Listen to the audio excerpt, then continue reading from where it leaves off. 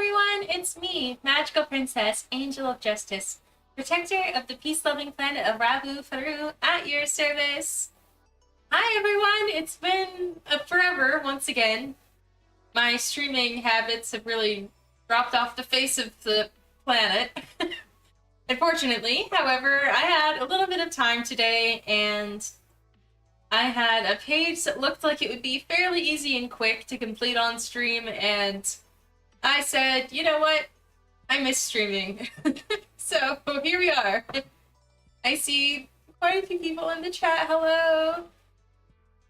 Nice to see you, Isla Spider, Zin, and Wes, and BC Wendell too. Thank you for the warm welcomes, everyone. Okay, let me read what everyone has to say. Wes wants to know what everyone had for lunch. I had some leftover,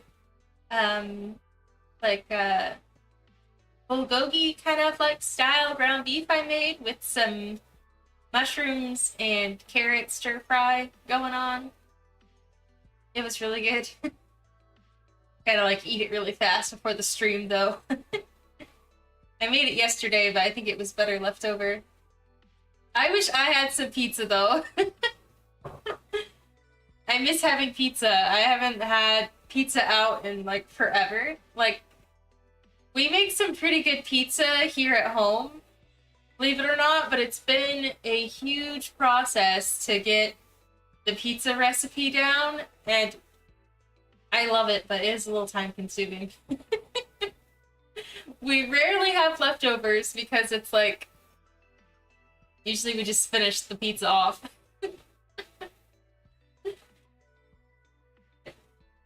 Alice Spider said a niece spotted. Yeah! It is a page with a niece on it, that is for sure. Let me rearrange my thingy so it's easier to see what's going on here. Hello, welcome Cobrazilla. Nice to see you.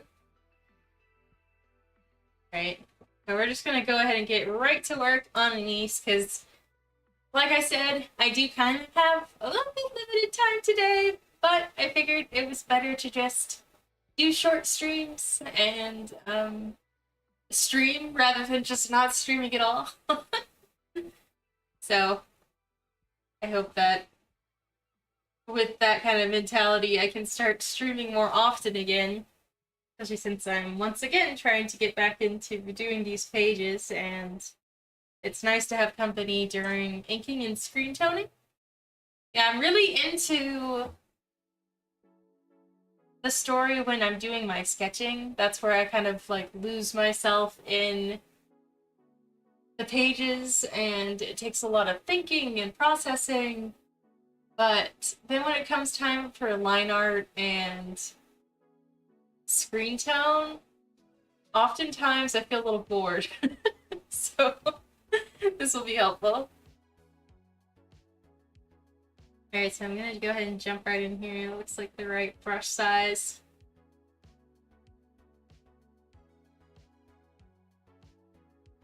I have one of my newest completed pages kind of off to the side of the stream. Magical Princess Sky Transformation. I realized that I do not have a 2-page transformation anywhere in all 7 volumes, and what a realization. I was like, really? We didn't give me a full transformation? And so we had to give me one. So that's what that is. I think it turned out pretty nice.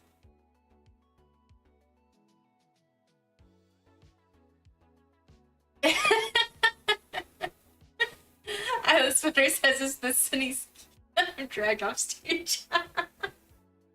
It might be. It might be. Might be. I know it looks like all the pages that I've been working on recently are just Anise and Sky pages. And a lot of them are because I'm trying to work on things in order this time, because I kind of get myself into a pickle by drawing my pages out of order sometimes, and then realizing that I needed more space on one page, and now I have to shift things around and redraw things. And I can mitigate that a lot more if I just draw pages in order. Oh, Starter says an East Sky world domination. I do wonder what people will think of this volume. I remember after Volume 7 came out, there was a lot of readers that came to me and were like, yeah, you know, I used to hate Anise. Like, really, really hate him. But now I ship him in Sky, like, after just one volume. I thought that was pretty funny. It's like I changed everyone's mind with just, like, 2 chapters. Not that that's really what I was going for, necessarily. I was just trying to show his backstory, but I guess people feel bad for him.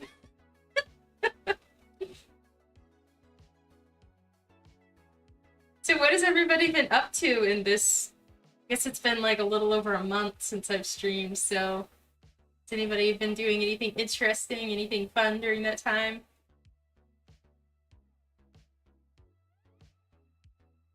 I personally have been learning Japanese. I think I mentioned that last time, but I'm getting more intense. I've started to learn kanji, so there's that. Braziller says, I hope you're having a wonderful day. Oh, thank you.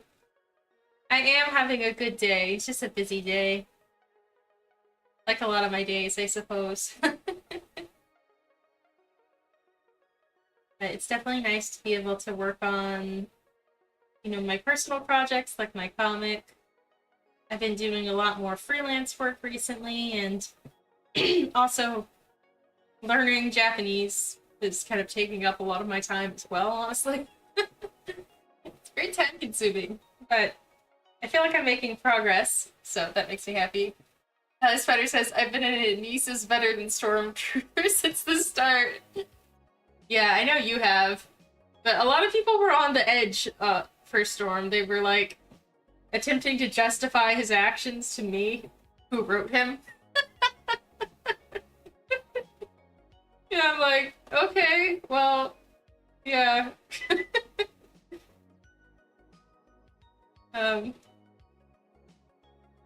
But it is funny, you know, because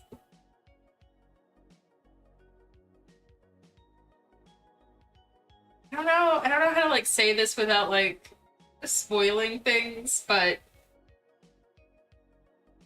the Storm, yeah, he's just not 100% good guy. Like he's like easily swayed into doing bad things. So we'll see, but that's all I'll say for now. But yeah, I was surprised how most people could pick up on that from the start. You know, even when Storm just seems super sweet, and then we start to see his jealous side. And a lot of readers, I think, like jealous characters, but still everyone was like, I don't like this guy.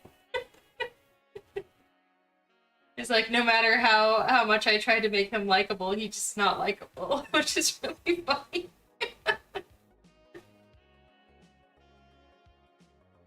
Isla Spider says, Storm has weird vibes, I bet he smells bad. Oh. That's, yeah, truly some insult there. I've never thought about what he smells like, to be honest. Yeah, Cobrazilla says, I haven't seen you since 2 months ago. I know, it's been a long time.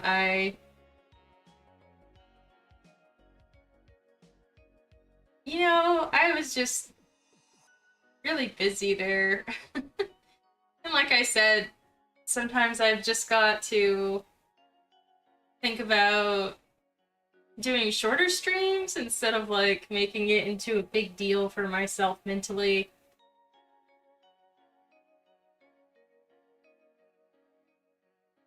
So I'm glad I managed to squeeze in some time today because it has been a while. PC Angel says, I've been trying to be more productive and learning to get into new hobbies. That's a lot of fun. What new stuff are you doing?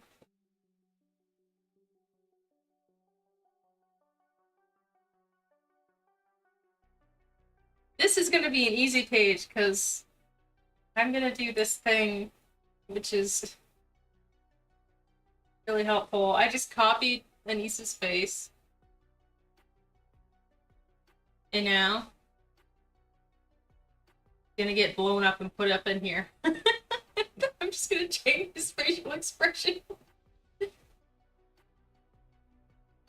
Okay, I'm trying to be like, I was not a perfectionist, and then something happened when I wrote volume 7 where like I turned into a perfectionist a little bit. And all my pages started to take way longer, and once again, it's one of these things where I've just got to realize, like, it's never gonna get done. If I am so concerned about every page being the most beautiful art piece ever. And so things like this, when it's supposed to be the same angle, instead of just redrawing it, I have just been doing this very handy thing here. Right, so now I just want to make sure that that is framed correctly.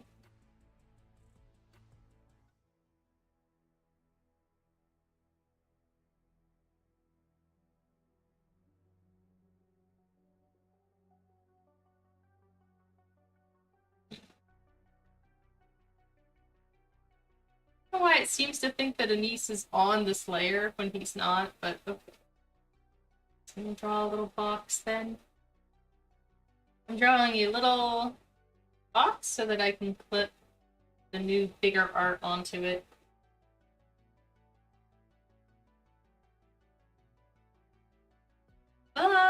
Now I've just gotta edit his facial expression. Spider says, today took off my phone case. Yeah, the case off your phone for the first time in months, and a super tiny sticker of London made Dress Chibi from volume 4 on the back. Oh, that's so cute. He was hiding there all along. That's an old sticker, too. That's really funny.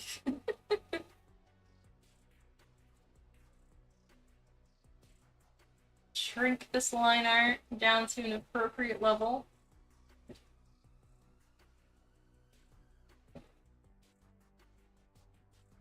After the eyes, even though I'm just going to do like a little bit of a different facial expression here. Okay.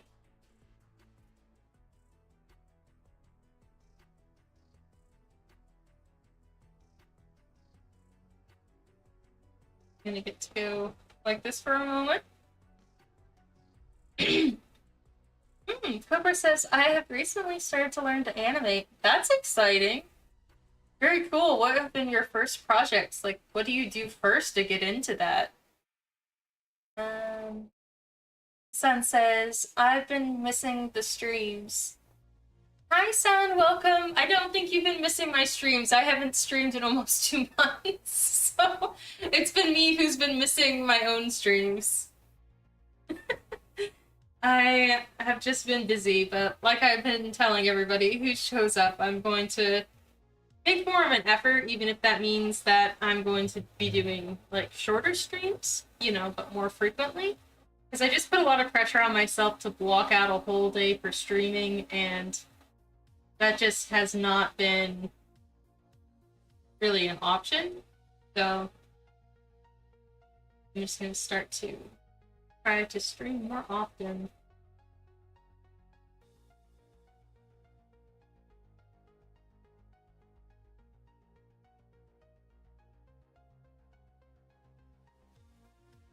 And I'm starting with this comic page, and it's a It's a fairly easy comic page, I think. There's not a lot of panels, there's not a lot of details, so I'm going to try to finish on stream, but we'll see, because I do have some other things to get done today. Quite a bit, actually. But I didn't want to cancel the stream after waiting so long to put one on in the first place.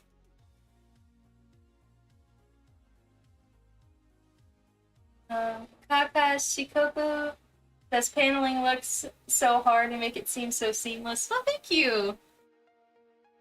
I have just drawn a lot of panels. If you ever look at, like, my first few volumes of Magical Princess Sky, it's a little confusing to read, to be honest. And I've learned a lot about how to make panels interesting and readable.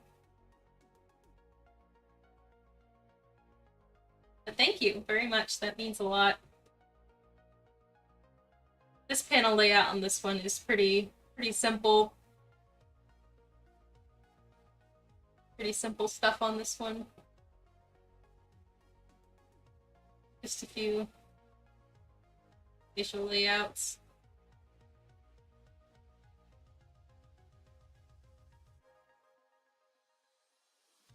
I have not read a lot of manga in a while. I was just thinking about that earlier today, when I was like, man, I should buy a new manga or something, because a lot of my manga's in storage right now, so I only have a few different works here, and I pretty much read them all a few months ago. But, so maybe I just need to, like, buy myself a new, new comic to read. Overzilla says, my first test animation was about Godzilla. Oh, that's very cool.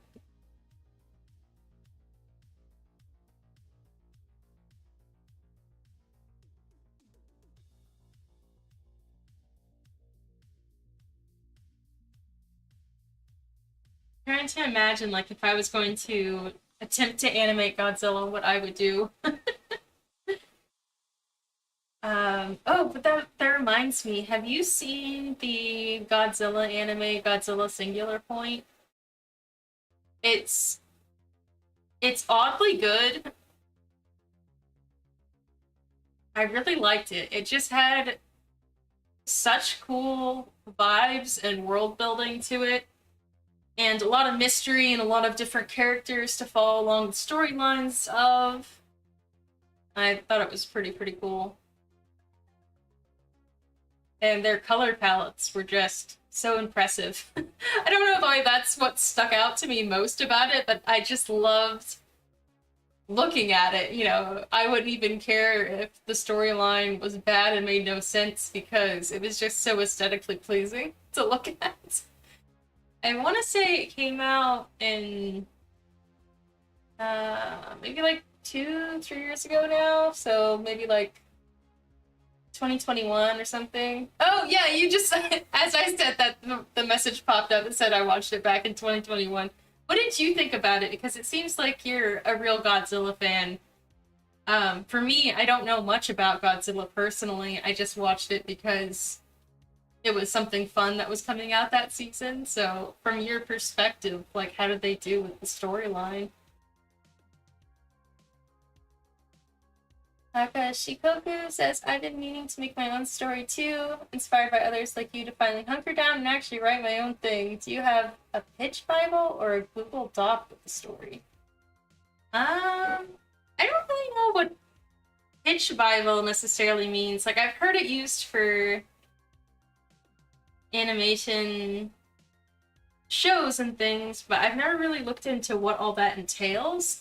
I do have a Google document, a personal document, where I have been compiling the storyline over the last, I guess I've been working on it for almost 9 years now, where I write out each chapter, and then I have an area where I write out spoilers, or not spoilers necessarily, but like big twists in the story, like big surprises. There's a section for timelines, so I can keep track of the ages of all the characters during different memories and flashbacks. There's some notes on the world building and notes for me to remember things, lists of graphics that I need to make for each volume, like the chapter openings, the cover, that sort of thing. So I definitely have an ongoing document, and that has been incredibly useful to just be able to pull up one document and just go and find what I need to jog my memory. Especially since I've been working on this for so long that sometimes I tend to forget some of my intentions about where the storyline was supposed to go, honestly. So it's good to be able to look back and just have this clearly laid out framework for the plotline to exist in. However, I do give myself a lot of free reign within that framework. So for me personally, I'm like very much a combo between a plotter and what's usually referred to as like a pantser writer, like by the seat of your pants is usually what they call it in like creative writing classes and stuff like that, where you have no idea where your characters are taking you whatsoever, but you're just along for the ride. But that's a little too loose for me when I'm drawing. And so I kind of have like a combination where I figured out the main points in the plot, and then I just let my characters run rampant as long as they stay within those guide poles, I guess. If that makes any sense whatsoever. Oh, okay.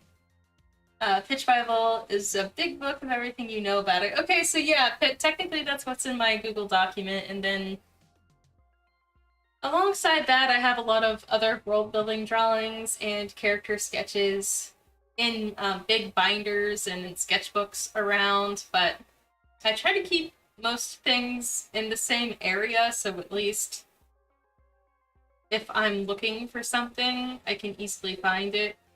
And I do go looking a lot of times for those old sketches and things. Like sketches that I've drawn like 12 years ago and stuff. Like when I started Volume 8, I had to go back and look at all of my old sketches just to make sure that I wasn't forgetting any big scenes that I had wanted to add in. And one of my favorite things is finding old drawings that are like a certain angle or a certain scene and then redrawing them in my new style to see my improvement, which is a lot of fun. But I think you should definitely make your own story.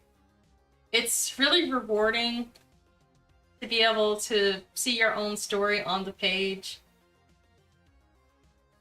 And I guess the advice that I most give to people is like, don't be a perfectionist, just put it out there. And I was just talking about my own struggle with Volume 8, where I started to let the perfectionism creep in and I started to ignore my own advice. And so it's been a long time since I published Volume 7. So it's been a while in between the two, but I'm starting to follow my own advice again and just doing the best I can at the current moment, and that's okay. Like, it doesn't have to be the most amazing thing anybody's ever seen, as long as it's the best that I can do right now. And I know that there's a lot of people out there that are cheering for me and really want to see what's going to happen in this next volume, which also makes me just want to, you know, get it out. I don't want it to look bad, but at the same time, I can't just put it off forever, because there's other projects I want to do in the future, and if I don't get this one done, then I can't really do anything else. But to be honest, I will miss this story when it's done, and though I think it'll have a sequel, I'll definitely take a break and do some things in between there, and I'm kind of like missing it already and feeling like 2 more volumes after this one just isn't enough. So honestly, I might add 1 more volume to just finish some things off in the way that I want to, but I'm not going to try to drag it out forever, that's for sure. It needs to get done at some point. Sun says, I will go feral for Volume 8. Aww! It makes me happy. My characters are also going feral for Volume 8. That's a joke because some of them spend time out in the wild, like camping and stuff. Feral animals. Takashi Koko, or Koki, says you've been working on your story for so long, that's cool. Been having an idea for my story for 2 to 3 years. Honestly, really appreciate the advice. Even drawing in general for me isn't perfect in my mind, but it's just like, ugh. I'm gonna learn to unlearn that mentality. Yeah, I know, it's a hard one to unlearn, especially since it crept back up on me when I least expected it, so just gotta keep it in mind and just keep reminding yourself that, you know, telling a story isn't all about how good the art is either. And that's another thing that I have to keep reminding myself, because I really like to go to museums and look at a lot of like contemporary and abstract art, and not that these artists aren't skilled, but their art wouldn't be considered good in a typical sense, I guess. You know, abstract art or paint splatter paintings, they make you feel something. They feel like they have a story behind them, but they're not really depicting anything.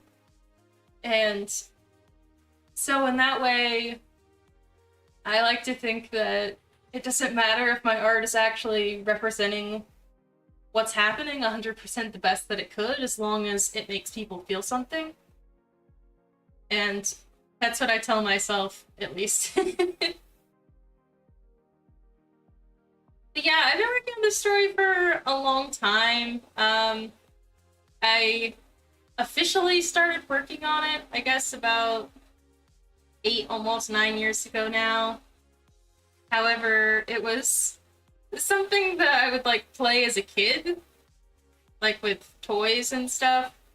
And I think it's like 3 or 4 of the characters come from that storyline as a kid, and I kept on drawing my characters as I got older, and they changed and grew with me, and then finally, I guess I was like 19 or something, and I was just like, you know what? I'm really tired of these characters just like running around in my head nonstop for like most of my life. It's time to get them out.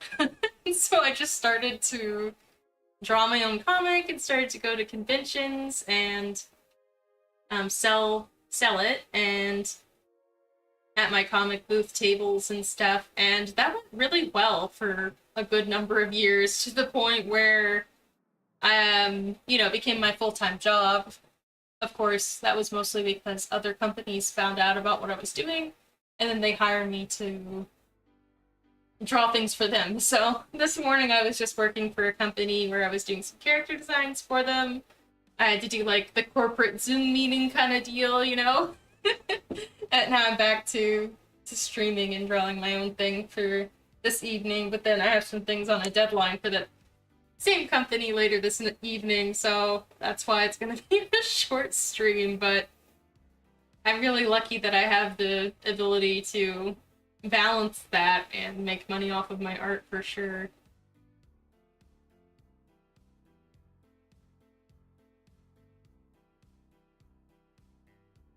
Hi, welcome American Gamer Fox!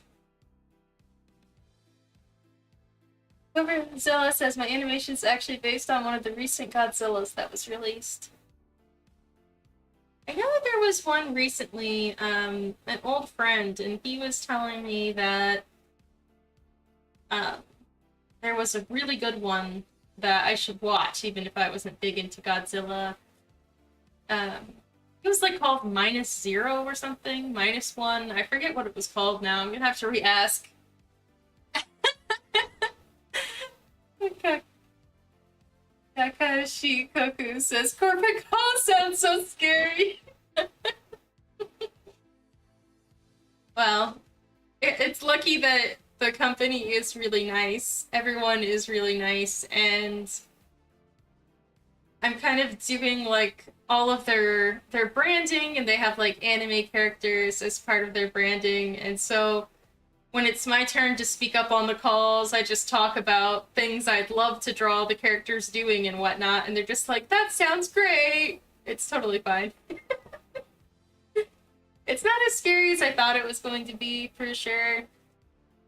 I've definitely found that most of my freelance jobs that I've ever had, really, people expect me to like video call them or call them on the phone, which is really interesting. And so I'm really glad that I had some public speaking experience growing up, or either it would just be like horrible to have people ask me to like call them or get in on the Zoom meeting and stuff.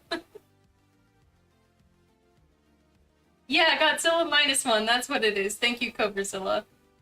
Is that the one that you're talking about? Was it any good? I want your opinion on it too. Hi, welcome, Boba. How are you? I am doing good. Yeah, the company is called Social Optics. I will just actually put the thingy-majig in the chat. Just give me a second, my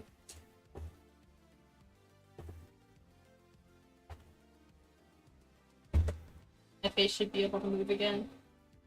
Yeah, it's really cool. It's like an educational software to help kids with social skills. And so I guess that's probably why everyone on my Zoom calls are really nice, because it's a social skills company, right? They've got to be good at it. I'll put that in there. And when you click on their website, you can see some of my characters immediately pop up. And when you scroll down to the very bottom, you'll also see some more of my art pop up. And so these are characters that I've designed, and they have stories written about them that kind of go along with these educational lessons for middle school and high schoolers, so that the kids can like see the social interactions and the ways that people communicate in an actual like graphic novel format, to kind of make it fun and also actually show what is going on in those lessons. And it's been a really, really fun job. Anyway, so that's my art. Yeah, you're welcome.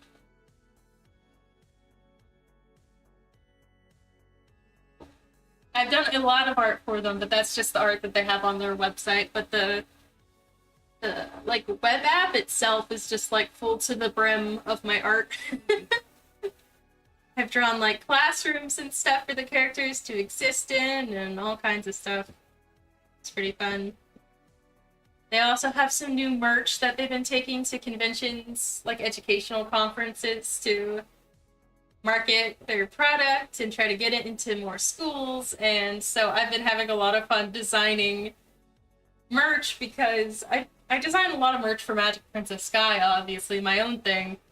But it's fun to be able to design something as merch for another company. Yeah, so it's been really enjoyable. Hi,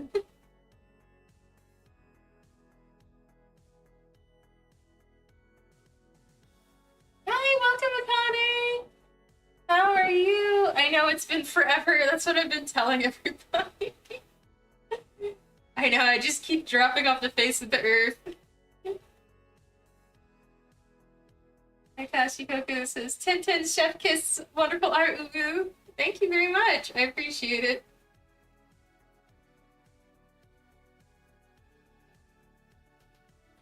It's funny that the way that I line makes it look like I'm a really, really fast artist, but I'm not really actually this fast, because most of the time that I spend is on these messy sketches. It does not look like it, like they're so messy, but I spend a lot of time like redrawing and redrawing and redrawing until I finally like a pose and situation, and moving around the panels and stuff until I like wherever they are and that sort of thing. Let's remove the liner and see how I like that. Flip it. No, her eyeball's kind of sliding off the face of her head, isn't it? This is why I always have to flip. Grab a little smaller too. I say her, but this is supposed to be me, technically, I guess.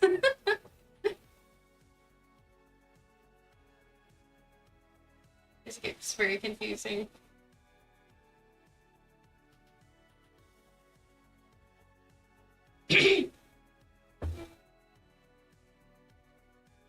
Carvazilla says, Godzilla Minus One is one of my top favorite Godzilla movies I've ever seen. Okay, that's a pretty good review. I will definitely have to get it a shot then, since I have 2 great reviews about it. Akane says, I'm okay, turned 18 a few weeks back, that's wild, glad you're back, thought you'd never get stream again, oh no! If I was going on, like, if I was going to quit streaming, I would definitely, like, let everybody know for sure, but it was definitely a long break in between, I know. I know.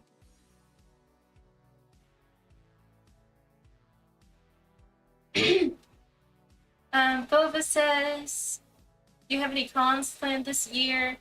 I have one I'm actually going to be a guest at, and I will also send y'all the email, or the, not the email, the, information for that one.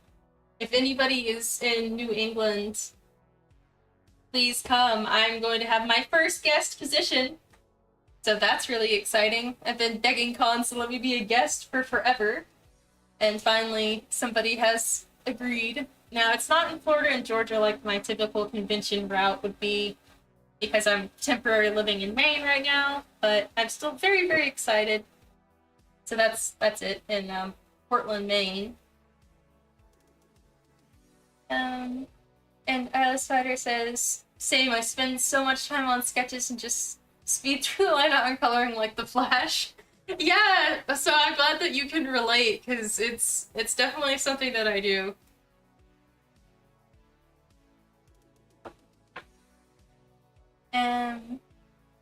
And Boba says, I never do digital art because I can't figure out how to do it. It took me a long time to get used to it, for sure.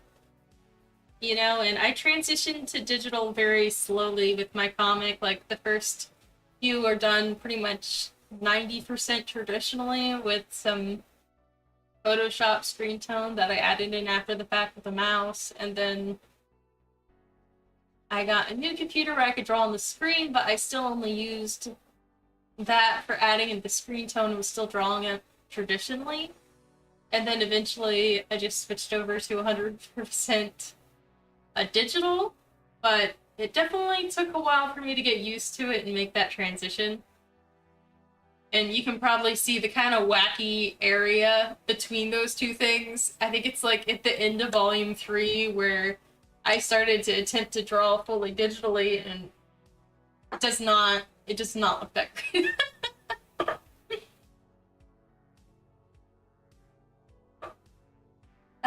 Mary Kelly says, I'm going to that con. Oh my gosh, really? That's so cool. I'll see you there. Oh, that's so cool. I should really post that I'm going to be a guest at this convention. I guess it just feels so unreal that I'm going to be a guest that I just haven't even, like, posted it anywhere. I mean, I did kind of, like, drop off the face of the planet once again for 2 months. But, yeah, that's so cool.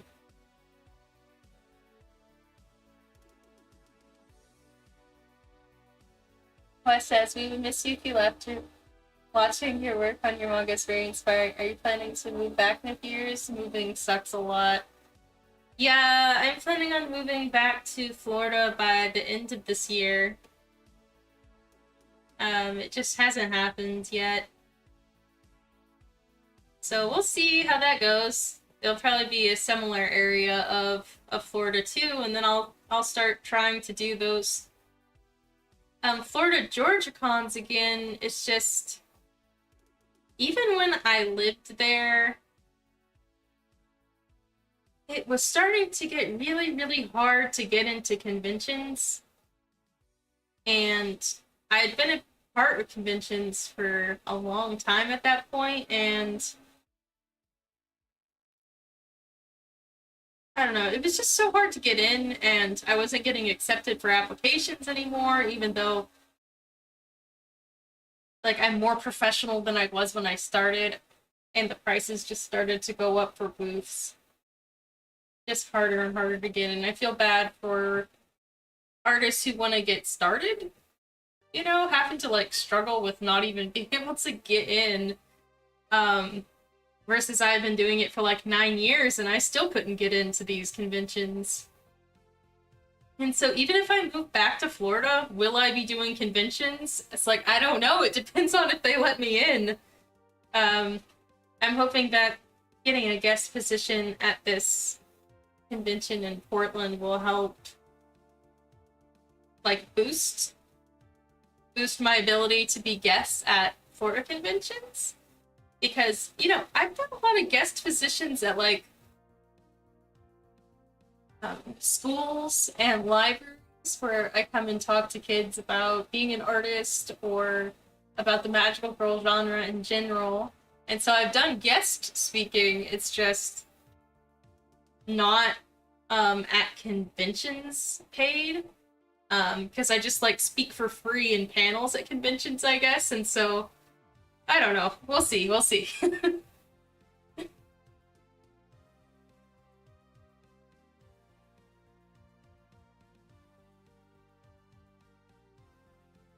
Boba says, I heard MetroCon artists have to get tables that are first comes, first serve. Yes, they do. And I guess it was 2 years ago, Metro now, and I think I had told this story, but I was sitting there waiting.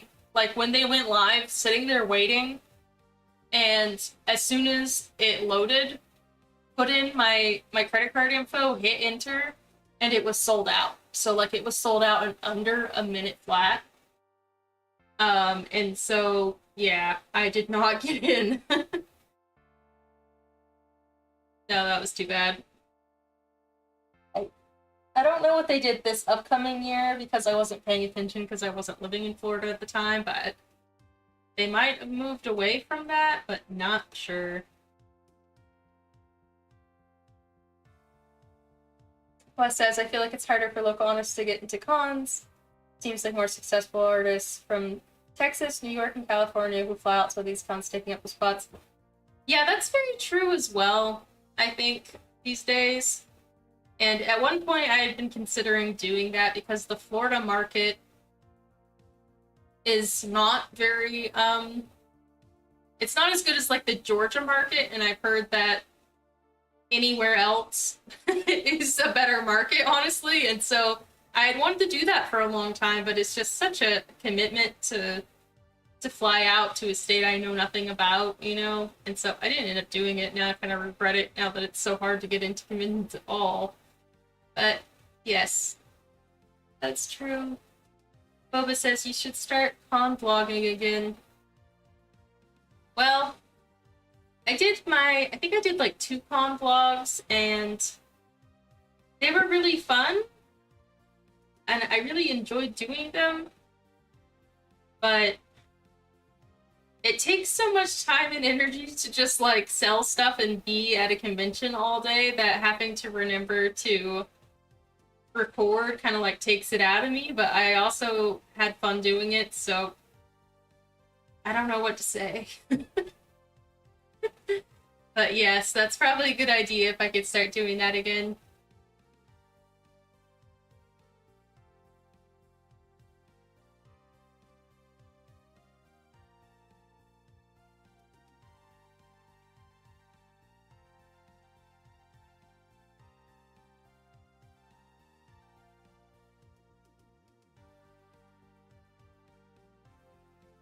Hmm. Takashikoku says either mainstream or all popular artists taking over. It's small, no one wants to go, all other artists go, so it's sad. Yeah, that's very true. I did go to a small convention in Portland, Maine. I guess it was last November, called Annie Maine, which I thought was, like, the cutest pun. But anyway, it was the smallest convention I have ever been to in my life, and that's saying a lot.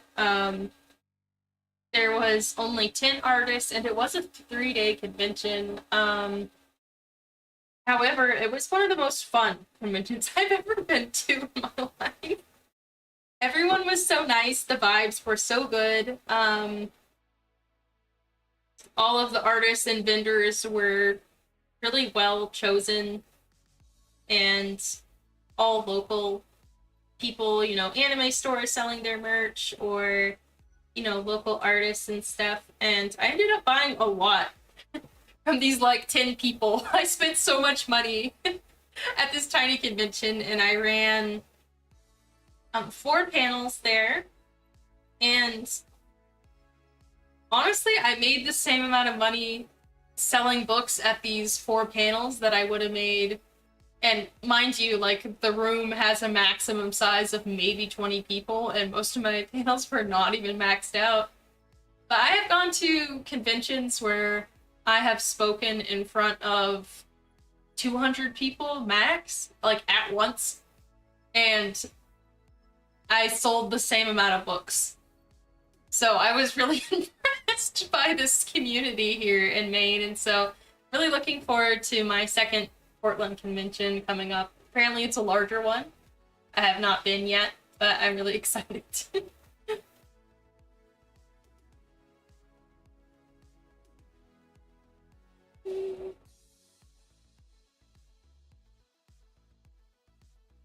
Connie says she'll take my leave now. I've gotten tons busier lately. I'll pop back in later. Okay, see you. It was nice to see you anyway. Bye. Wes says, love the small local community vibes, super chill vibes. I know, right? And I went to the rave after the convention was over, and the room was so small it could only hold 20 people. But it was such a fun rave. Everyone was dancing around in a circle with each other like we were doing like a medieval around the fire dance. I don't know how to explain it. It was really cool. I feel like I'm missing some messages. Let me make sure I'm not missing anybody's messages. Eyeless Spider says, I'm currently struggling to draw curly hair. Curly hair is hard to draw.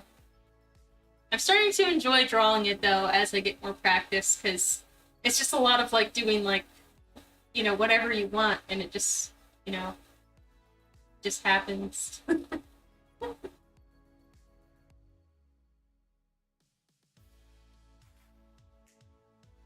Mary Kelly is asking, what day am I going to be at PortCon? I will be there all days. I am a guest, and so I'm going to be there all days. They do not know if they have a time for me to be a panelist, however, and so I will definitely have a table there. So my table will be there all days. But yeah, as far as a panel, like, they're still trying to figure it out, because I found out about the convention after the panel period had closed and messaged them, and I was like, do you have space?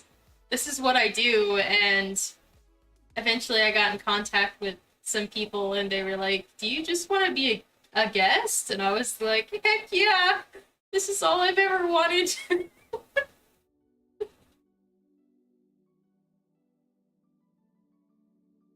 I don't know if they put me on the website yet, honestly, because I did send them my stuff to put me on the site. I'm gonna check right now. See if I'm on the guest list.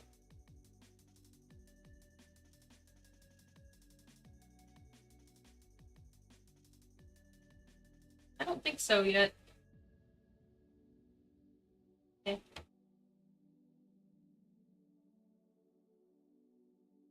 Well, we'll see. Are you going to be there all days, Mary Kelly?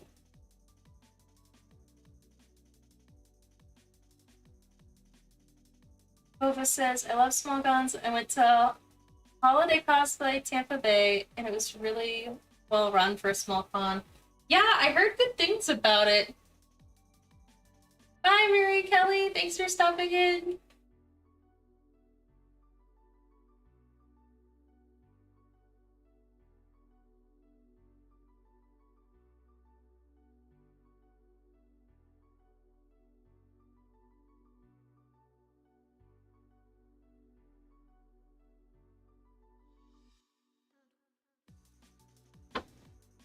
I used to go to a lot more smaller conventions, but it's just such a gamble that I really stopped going to them in Florida because, I could spend, you know, $300 to, $1,000 for a table, and then transportation in a hotel if it's far enough away from my house, and then nobody will show up. So it's definitely a gamble. So it's good to hear when a convention has like a reputable history, even if it's small.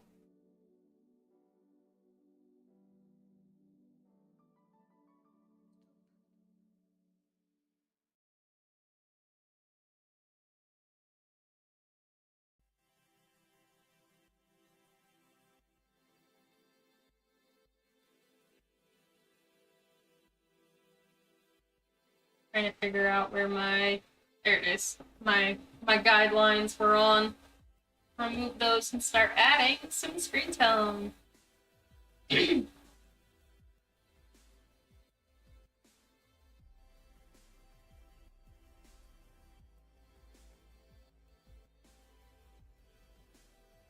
That not so dark.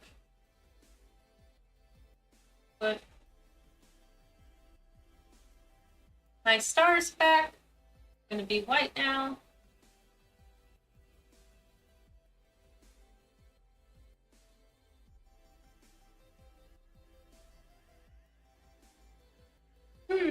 Sun is asking what my favorite, or rather, I guess my dream convention to go to would be. I don't know if there's any conventions that I would necessarily point out as a dream convention, but I do want to attend some larger ones. Conventions in DC sound like fun because I really like DC, and especially there is one around cherry blossom season every year, and that sounds really appealing. I love to go to the museums there, the food is good. So maybe that one, but I don't even remember what the name of it is. So you can tell how much it's my dream convention, I guess. I know there's a lot of big ones in New York and California and whatnot, and I guess that could be worth it. Also, big conventions, though, I don't know how they're doing these days. Like, I've kind of like dropped out of talking with a lot of artists that were in the same circles as me when I was doing conventions. And so even if a convention is big, it doesn't always guarantee that the artists are going to get sales. And while I might have fun at any convention, personally, if I don't make sales, then I can't cover the costs. And so I would have to do a lot of research, I think, about some of those larger conventions and see if it's more hype than profitable.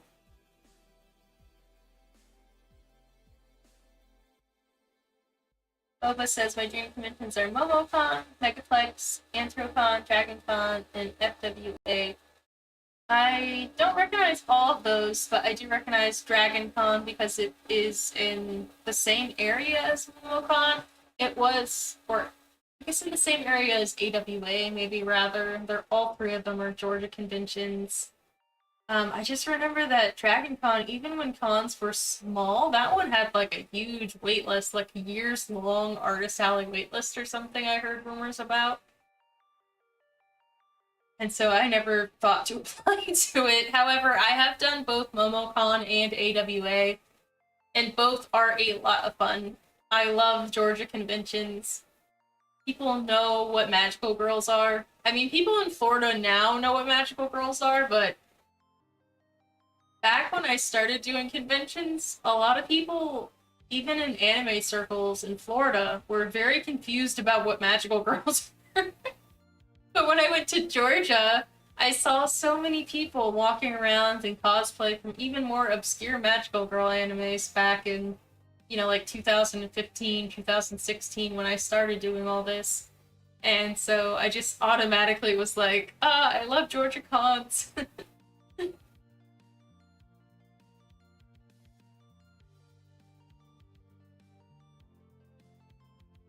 Bubba says I would want to go to Anime Expo if they didn't have so many problems. Oh no, what problems are they having? Hello, welcome. This is insane drawing. Thanks, I guess.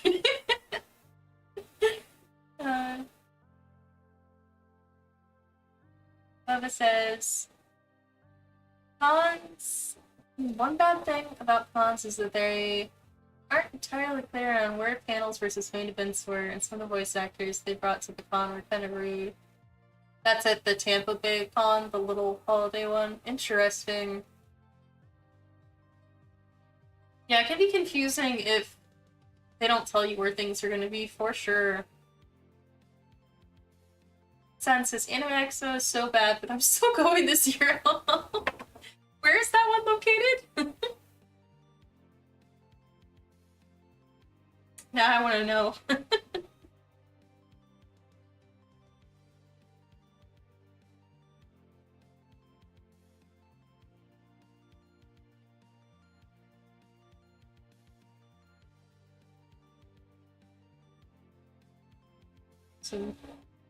Some structure here so that his hair doesn't fling itself outside the lines. I'll have to clean it up.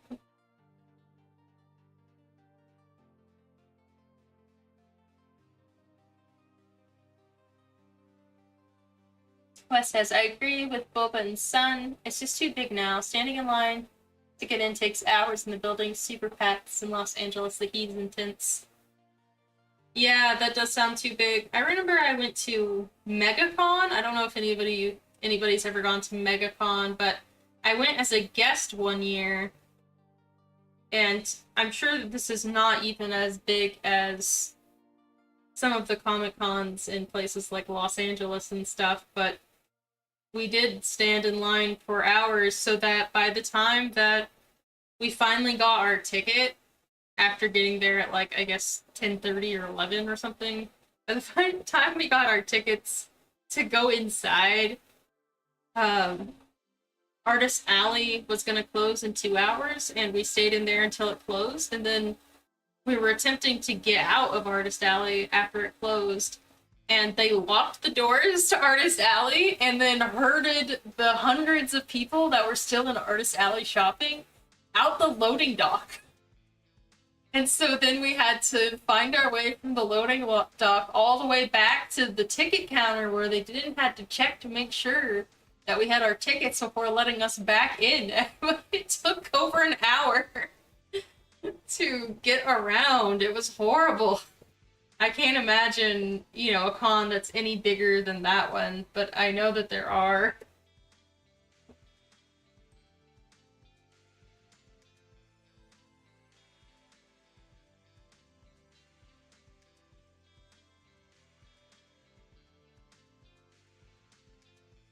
Boba says they have problems with selling way too many tickets to people, so tens of thousands of people were cramped in a con center, and also people were breaking into the artist hall and stealing things. Oh my goodness. Boba says Anime Expo is the biggest anime con in the USA. Wow, that's crazy.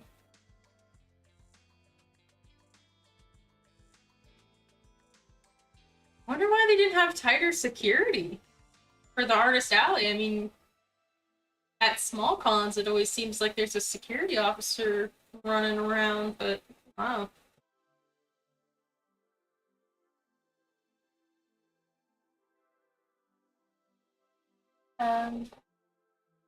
Alice Fighter says, definitely want to go to MomoCon sometime, as well as some of the other ones that are further away.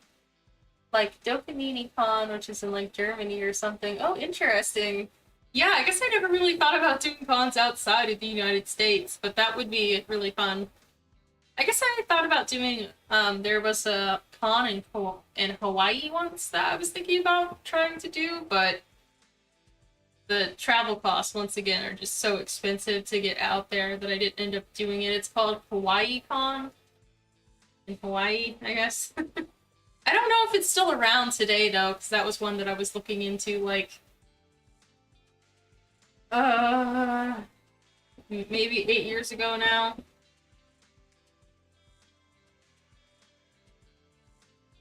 Boba says, I haven't heard too many things about MegaCon. No, it was a bad con, and the next year I actually went back because one of my artist buddies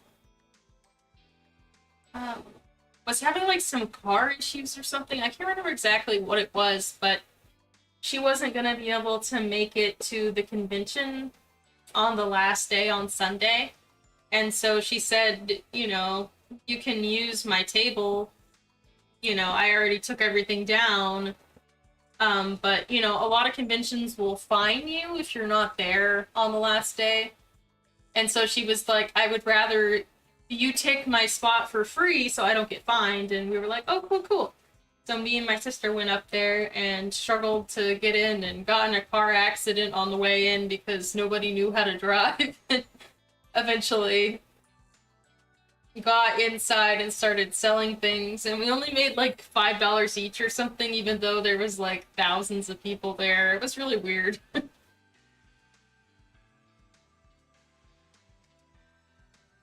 What it says, poor Allie was showing the horrors of California cons. But at least now I know that I probably don't want to go to a California con. I went to Second Sky concert.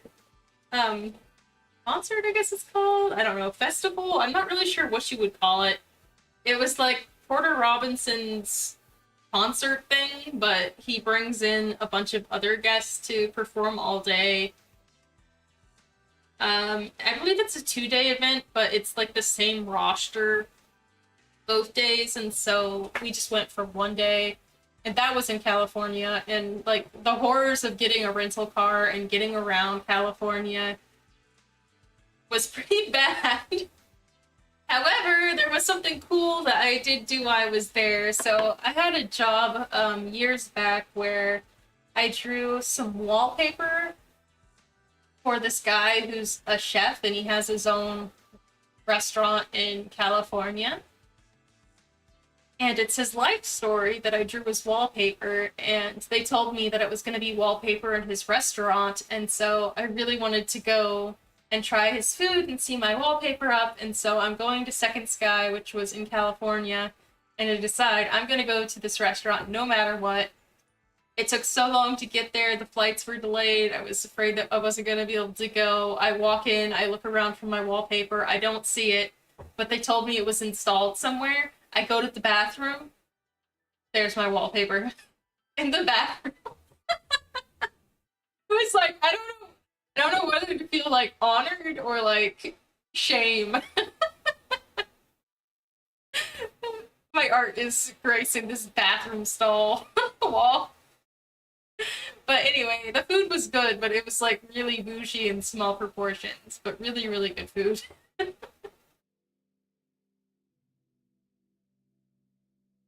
Okay, let me read the chat because I've kind of just been ignoring it while I told that story. Okay, Boba says, oh, I wanted to go to MegaCon last year because Helen Goff was there, but I didn't get to go. I don't know who that is. What do they do? And Brazil says, Mr. Security, the sixth, get off of your lunch break. Yeah. Go protect artist Allie. Alice Fatty says, a couple of my favorite cosplayers and artists that I've discovered recently are from Germany, nearby places, and I want to go to Dokumini someday and meet them. Oh, that's really cool! I want to go to Germany someday, too. One of Allie's fiance's best friends is from Germany, and he has family there, and he visits really often, and I've kind of been like, could we go, and you could, like, show us around or something? So now that I know there's a convention there, I might be like, how close is this convention to your house? Because I might have a place to stay for free. That'd be fun. Anyway, Alice Spider says, Anise, my beloved. Boba says, we stand Anise in this household. Good. But he is. Make sure that his shirt's a little lighter than his hair color. Or not hair color, a little bit. I forgot one strand of hair back there.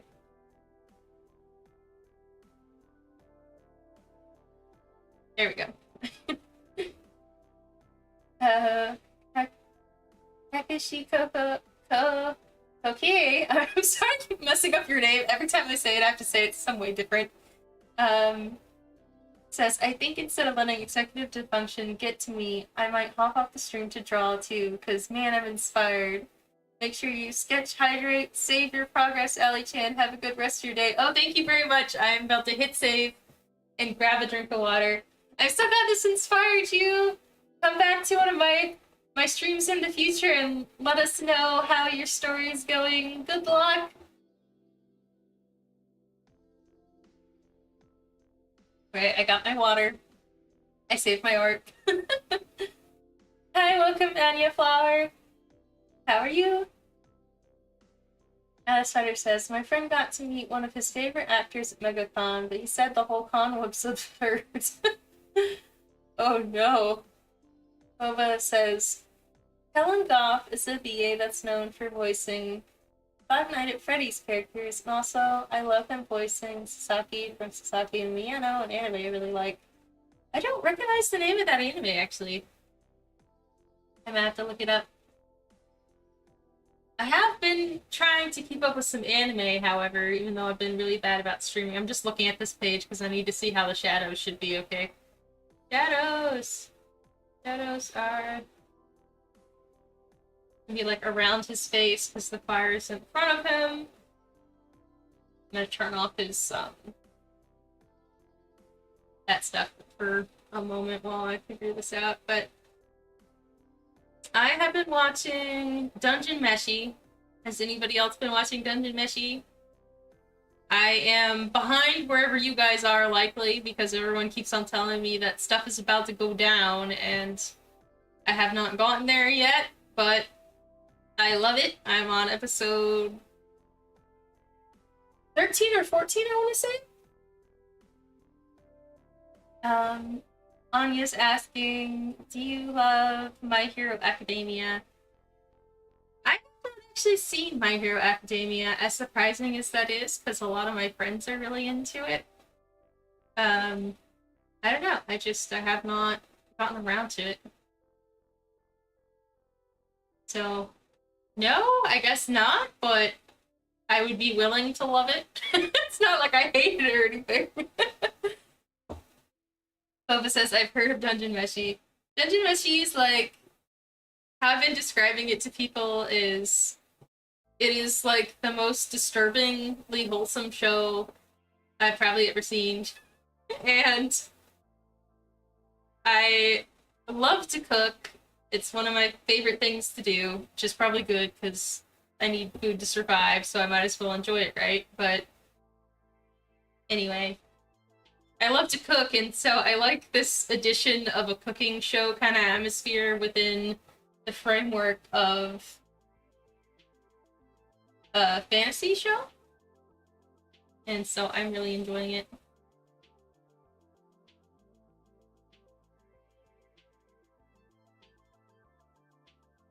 Bye, Anya! Thanks for stopping in. Or Bay. Did you say bye or Bay? I don't know anymore. I'm sorry if I've said bye to you when you aren't actually going. Alistair says, haven't been watching Dungeon Meshi because my friends have been trying to convince me.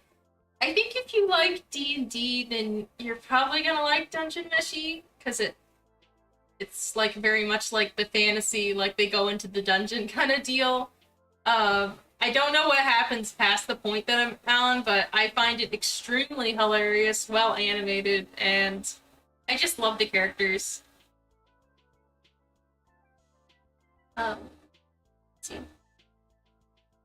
Bumper says, I'm way behind you on episode 0. I haven't seen it.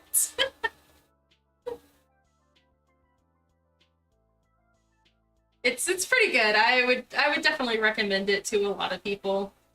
I think it's funny enough that many people would like it, and honestly, I'm not a huge fan of the fantasy genre in general.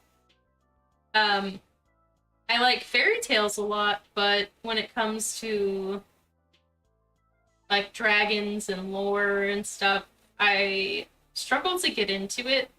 Like even this new anime Frieren that people like, is kind of like in the same genre, and even though I love magical girls and girls that have magic, I still find myself kind of struggling to get into it versus something that was like science fiction or pure magical girl. I get into that a lot easier, I think. But I really like Dungeon Meshi. It really pulled me in.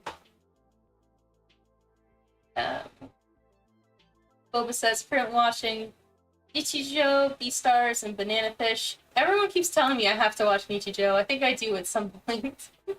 Boba says, those are my favorites right now, despite not even finishing them yet. Isla Spider says, my favorite anime about food is Promised Neverland. So much yummy food. No! Oh my goodness.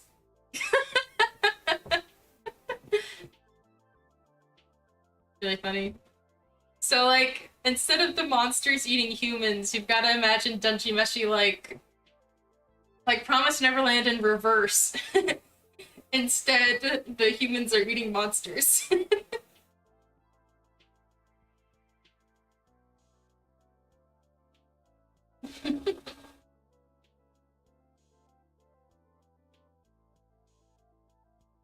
Census, who is your favorite character from Dungeon Meshi? My missing character who hasn't showed up yet. He's an elf boy. Very cool. Is the manga any good then? I haven't really heard many people talk about the manga itself, only really the anime. So I'm curious. But my favorite character? I always have such a hard time choosing favorite characters because my favorite thing about shows is how characters interact with other characters, and like I base my enjoyment of a show on that factor pretty highly. And so favorite character becomes very confusing to choose for me because I like how characters interact, I guess. But if I had to choose one, I would choose Laios because he's hilarious, and without him, I don't think that everybody else would be as funny, I guess. Like, he drives the humor, for sure. I also really do like Marcille, but again, I feel like if she was alone in a story, she would not be as entertaining as she is with this cast of characters. So I guess that's my take on it at the moment. Boba says Allie, the creator of Magical Princess Sky, which is kind of like fantasy, saying she doesn't like fantasy. I guess it's kind of hard to explain, yeah. So when I say fantasy, I mean very much like the genre of fantasy where it's like dungeons, dragons, you know, elves and stuff. For some reason, I just don't get sucked in as easily. And actually, I've been trying to make an effort the last few years to try to read more fantasy books. So I read Lord of the Rings and watched Lord of the Rings for the first time about 2 years ago. And everyone was like, you just watched that? Like, where have you been living, under a rock? And I would reply, yes. And so I finally watched that, and trying to get into some other fantasy. I have now started to read Earthsea by Ursula Le Guin, and I am really enjoying that. It's very much like a magic is real, dragons are real kind of story. And as for, I guess, like Magical Princess Sky being fantasy, that's true. Magical girls are in a style of fantasy. I just don't know what to call the difference between what I'm writing and like magic is real, magic systems kind of fantasy. I don't know if that makes any sense, but there's definitely a difference for me, at least, and I'm just trying to appreciate more genres, I guess, because I really am like very much like a science fiction person, I guess, when it comes down to it.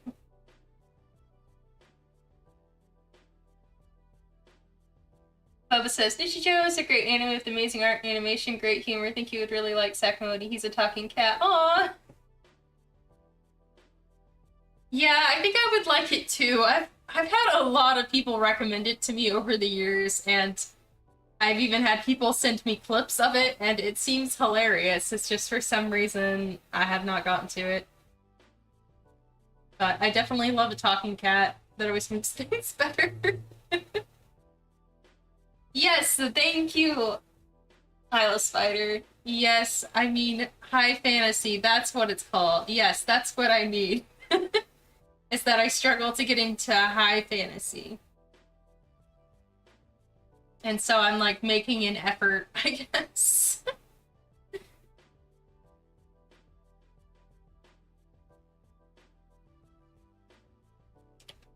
Making an effort to get into it.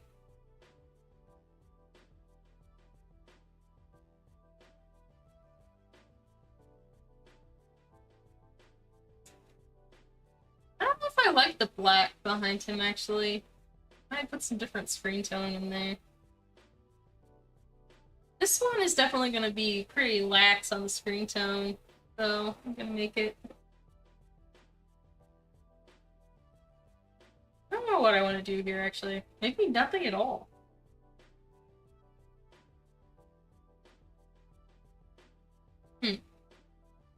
Alright, I'm gonna do sky screen tone then while I think about it.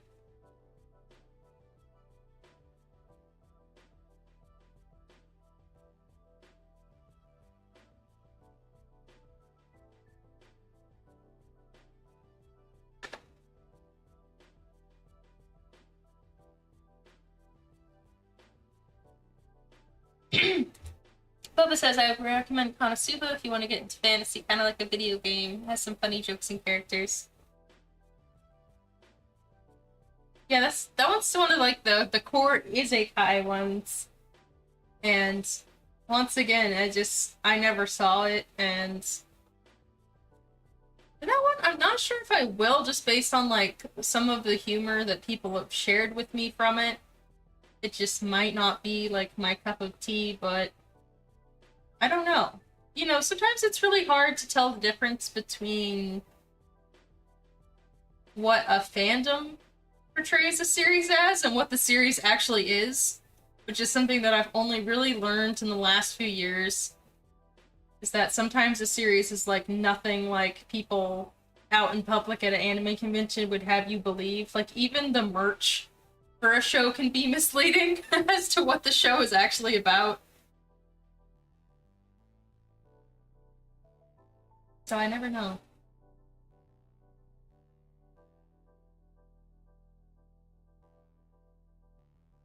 Um, for like a video game style anime, though, I guess this technically is also fantasy that I recently got into, but it's called Shangri-La Frontier, and I think it's a really funny. And it's not isekai; it's like just a guy who plays video games, really. So you know, it's not like true fantasy, but the video game is fantastical, I guess. And that's a pretty good anime. I think it's really funny, even for me who doesn't really understand a lot of like video game references and stuff. Like, I'm just not a huge gamer, as you can probably tell.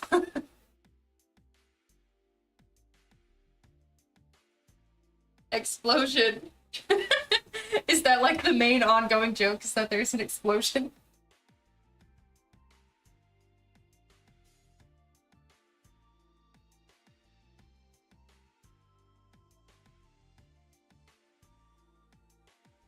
Other than that, you know, I typically try to like watch an ongoing Pretty Cure, but I just haven't really felt that into it, and I watched some episode ones of some other seasonal anime that's coming up. Like, there's one about like an apocalypse train, and I just didn't really get it. There was another one about a girl that wants to be an idol and a girl that wants to be an artist, and I thought I would be more into it than I was, but it was very beautiful, but the characters weren't super engaging to me. I might give it another shot though. And then um there was another one about a hitman who can't be a hitman for a year, and he like really struggles not to kill people. I guess, and so it's supposed to be a comedy, and I only saw the first episode of that. Um what else did I watch the first episode of? There was definitely something else. Oh, there's another one where it's like supposed to be like edgy Power Rangers, and then there was another one where it was supposed to be like um I guess Godzilla-esque, so it's like kaiju exist in this world, you know, big monsters, and they attack cities. And then there's like the cleanup crew for the monsters after the saviors kill the monsters. It's like there's just like a giant monster that needs to be disposed of, so there's like a cleanup crew that handles that, and then one of the guys accidentally gets turned into a monster for some reason. I thought that one seemed pretty interesting from a premise, but I just haven't given it another shot, even though it's been a few weeks since I saw that first episode. I think there's just a lot to choose from this season, but I don't really feel blown away by anything in particular.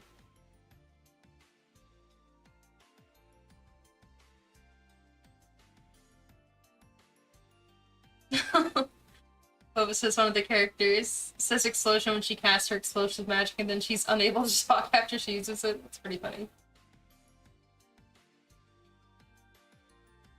That reminds me of Promar for some reason. Which one? Which one that I said reminds you of Promare?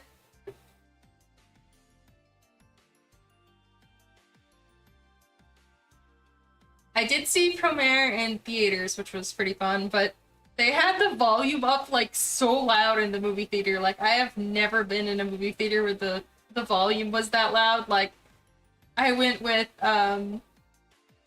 Allie's fiance and a few friends, and when we left the theater, like none of us could hear anything at all. Like we were attempting to tell each other what we thought of the movie, and we were all like, our ears were ringing, like we'd been close to like a bomb going off or something. It was so loud.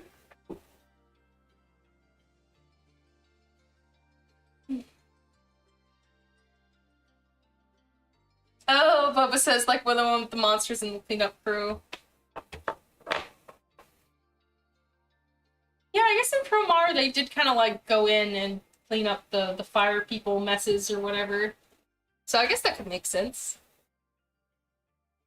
Um,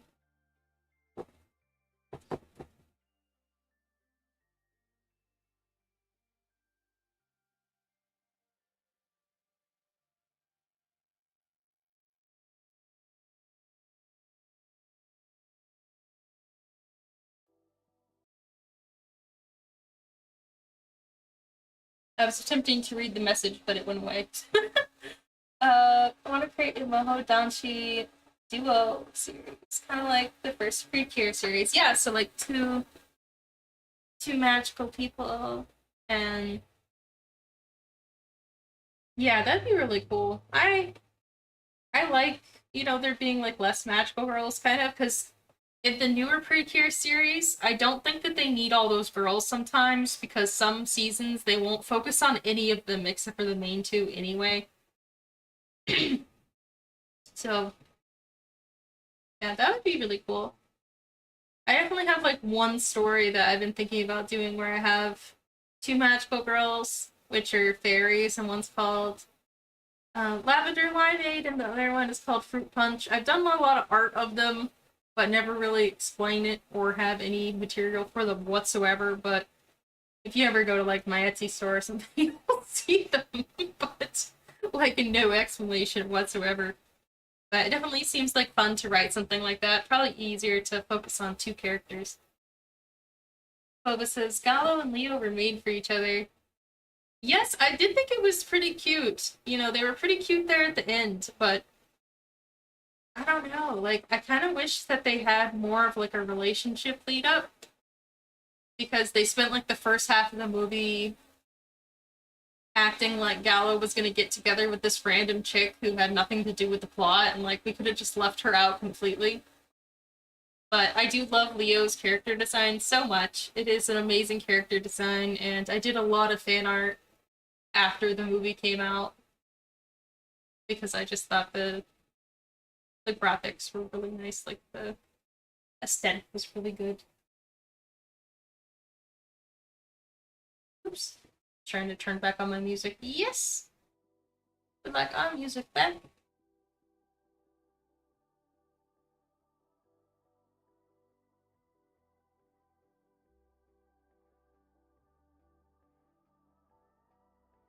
Alright, now I'm going to draw her shadow.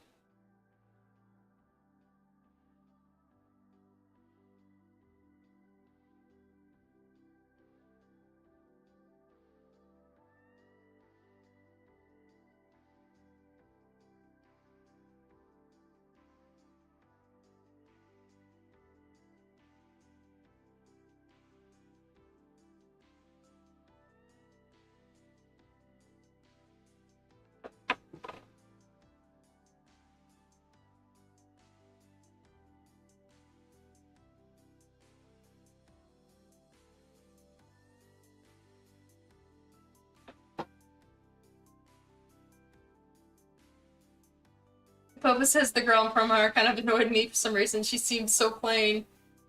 Yeah, she annoyed me too, because like she wasn't necessary to the plot from at least me remembering back about the movie now that I'd seen it, you know, years ago now, but it just didn't seem necessary. Especially in a movie where there's not a whole lot of time to like delve into a bunch of characters. You know, it's probably best to just stick with a few in that case.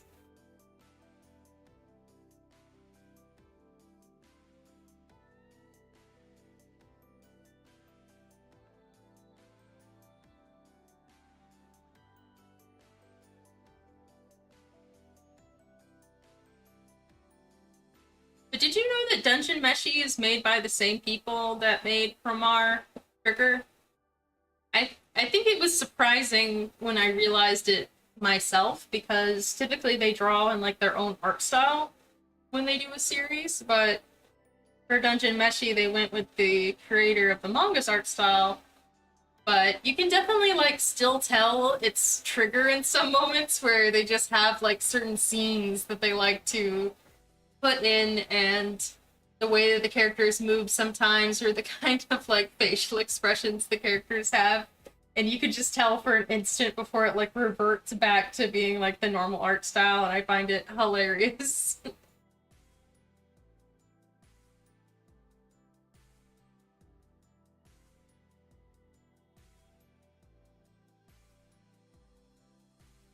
Boba says, I love Gallo though, he was a good character design, loved his attitude throughout the movie. Yeah, he did seem like a consistent character. Like, you knew who he was, you know, from the start. He had some development, but still seemed like the same guy. Yeah, I think that they did a good job with him. And Leo, too, but again, it was like everybody else they could have done without. It's like you have your two characters that you did good with, and the rest of them are there for no reason. But again, that wasn't the only anime that has the issue in my eyes. You know, a lot of Pretty Cure seasons also have that issue. Boba says, I thought Leo was a girl on the poster of the movie. That's a very pretty character design, so probably be easy to think so.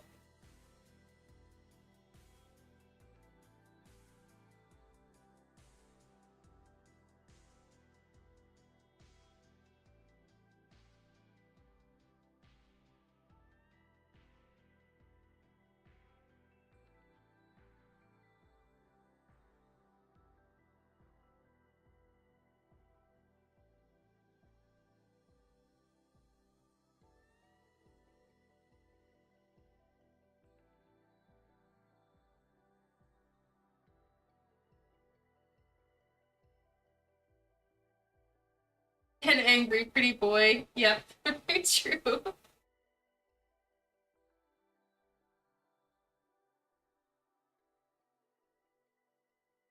was a good movie. I should rewatch that movie, but like in like at home where I can control the volume so I don't blast out my eardrums again. Looking through. I'm gonna just steal this fire. Steal this fire and just pop it into the new panel.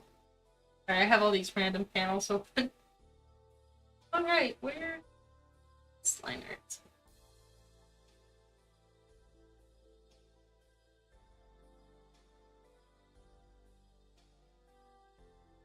Just gonna put that fire over there. guess it's a little bit bigger.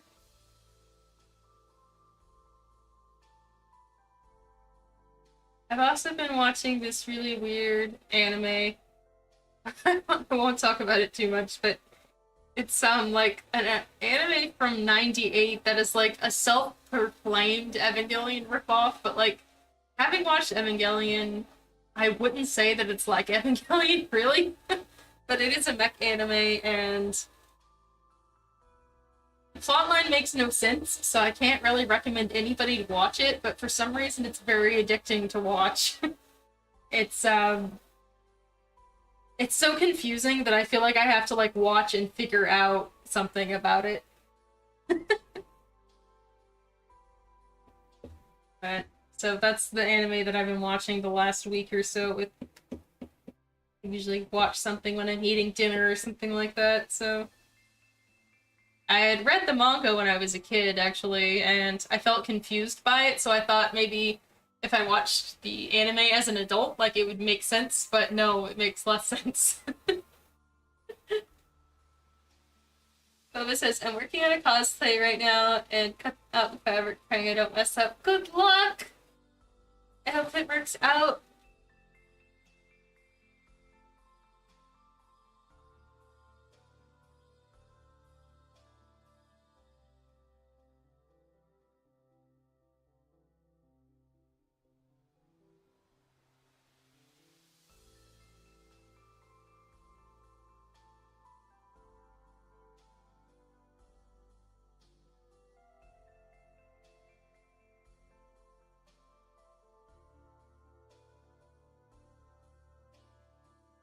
Smart. Work harder, not... I was gonna say work harder, not smarter. That's not what I meant, guys. Work, smarter, not harder. Yeah. I was attempting to, reuse a background from another scene, so... I'm gonna spread out along here.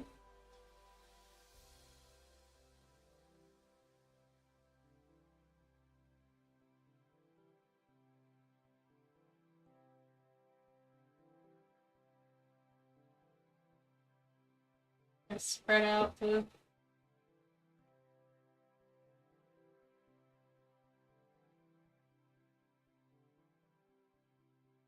scene a little bit. I think these pages are right next to each other too.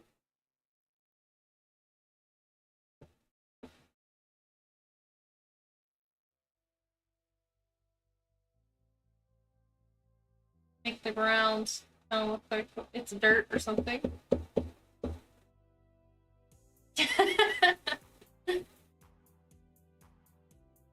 Oh, sorry, it's just work harder, not smarter.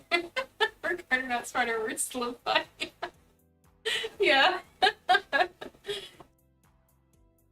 Boa says, have you seen Mars of Destruction?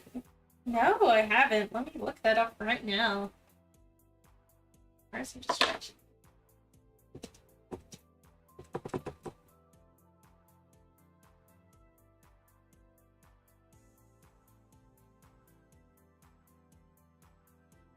An action video game based on a manga of the same name in 2005. I have never seen anything of this, but I like the character designs. Does it have an anime too, or no? You're gonna have to tell me about this one, and do you recommend it? That's the other thing that I want to know. It's one episode on YouTube? Oh, it's bad, okay. Yeah.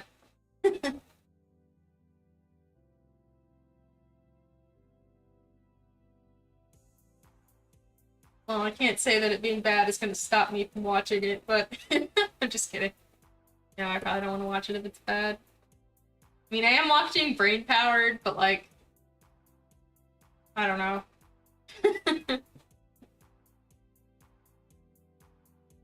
Brain Powered has such a good soundtrack, though. Like, that's the other thing that makes it so that I can't just drop it. I've actually been listening to the soundtrack while I work for like 2 years now, and I was just like, you know what? I just need to watch it at some point, and so I did, and or I am rather. I guess I'm on episode 10 or something like that out of 24, and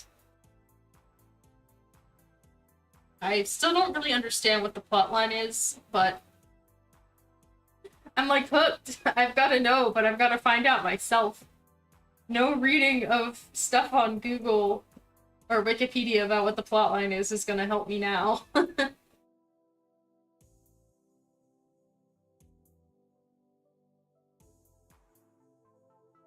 But was this terrible as acting and animation that just makes me cry laughing. That's funny.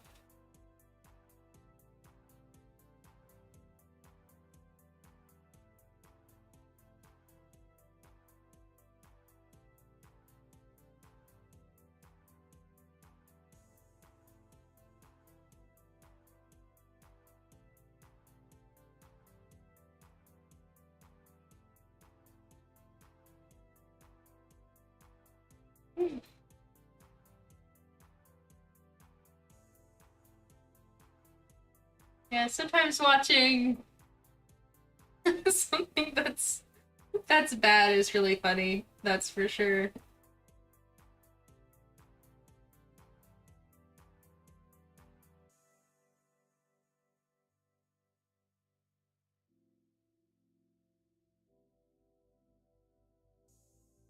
Like there was a book that I read recently that was so bad, but I didn't stop reading it. I don't know if anybody's ever heard of Aragon, but the guy who wrote Aragon came out with a science fiction book for adults, and it is mad cringily. It is badly written. It is science fiction, and the sci-fi makes literally no sense, and he attempts to justify it with like these magical, made-up science words and stuff. It's so bad. Like the final boss, like the whole time the main character is like attempting to fight this big massive jellyfish alien, and she meets the jellyfish alien, and I'm like, oh, the jellyfish alien is gonna be so strong. It's gonna, like attack her or something, and then like it pulls out this giant gun inside the spaceship, like a spaceship-sized gun, to shoot at her, and like she could dodge it probably, but it just like blasts a hole in its own ship to get rid of her, and I was like, that's the final battle? Like that is so dumb. When the villain blasts a hole in their own spaceship. Oh my goodness. It is a book. It is called To Sleep and Deceive Stars. And now it does have some like adult content in it, but it's like really cringy. But Aragon was for kids though, at least. I don't know, but it was so bad. I was like, who let him publish this book? Like why? Why even publish it? Somebody should have said no.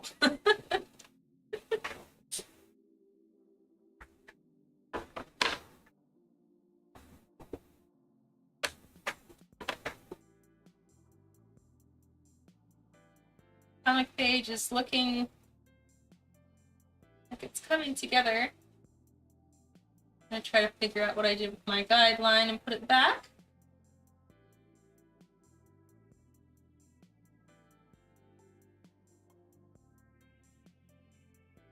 Boba says, I read a horror book that was like that with the most generic and predictable plot I've ever seen.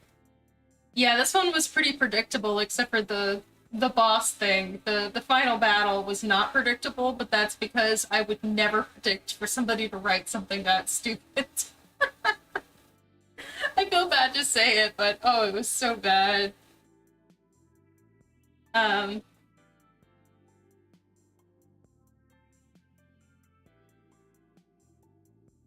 yeah. So there was that. And now I'm back to reading Earthsea. I'm trying to get through all the books of Earthsea. And Earthsea is definitely one I would recommend. It's like a high fantasy kind of themed story, and very good. You might know it because there's a Ghibli anime movie of Earthsea that was done by Hayao Miyazaki's son. People tend to forget about it. It does exist. It is kind of like a mashup of several different Earthsea books. But yeah, so I'm reading like the book that inspired it, basically. And the book itself is really good. I just finished the third one yesterday night. I'll probably start on the fourth one tonight. It's in one big bound edition.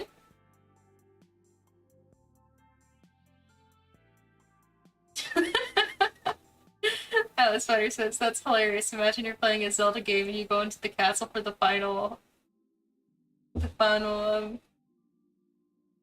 don't know, cannon battle, and he pulls out a gun. Yeah, that's pretty much what happened. And then, like, proceeds to blast a hole in his own spaceship and, like, hurtle himself into space. I was just like, what? And get this, after she manages to get rid of the one gun, the alien reaches behind its back and pulls out a second gun. And I was like, what? No, this is so stupid.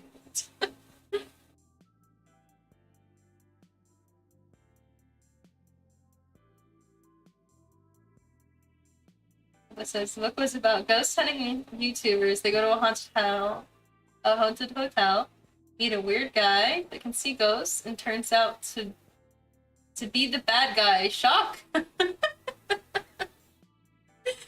That's funny.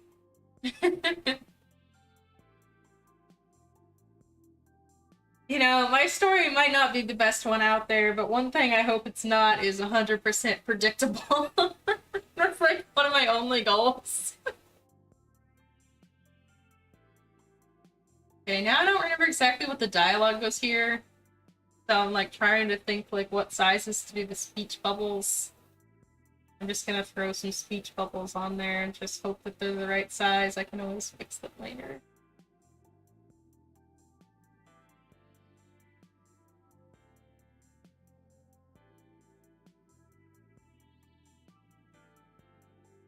Little bubble.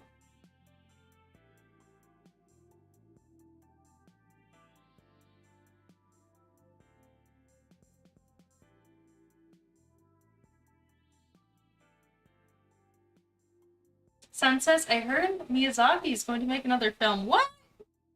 After the bird one, the boy and the heron, I did see that in theaters, by the way, but I thought that was gonna be his last film. He keeps coming back out of retirement. Did he say what the next one's gonna be about? I'm curious now.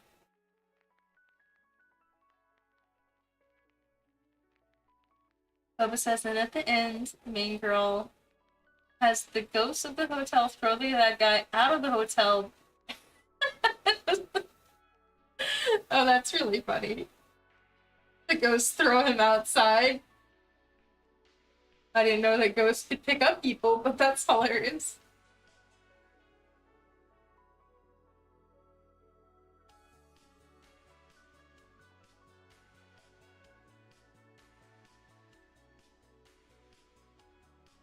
There's a speech bubble which just covers up the fire that I worked so hard to get in there. And we gotta do one more speech bubble up here for Anise, and he's talking about stuff.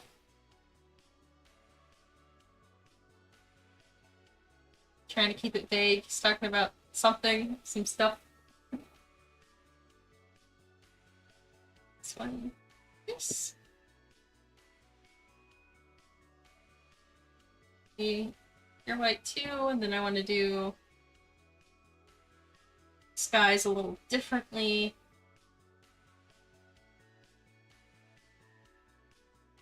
My method for when I want something to look a little eerie, I just drag another bubble And make it transparent a little bit.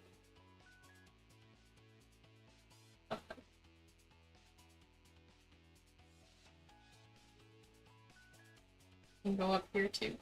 Yeah, there we go.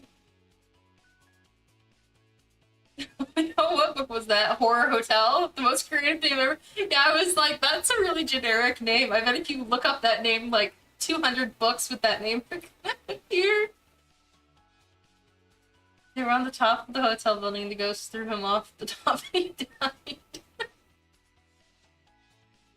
Wow.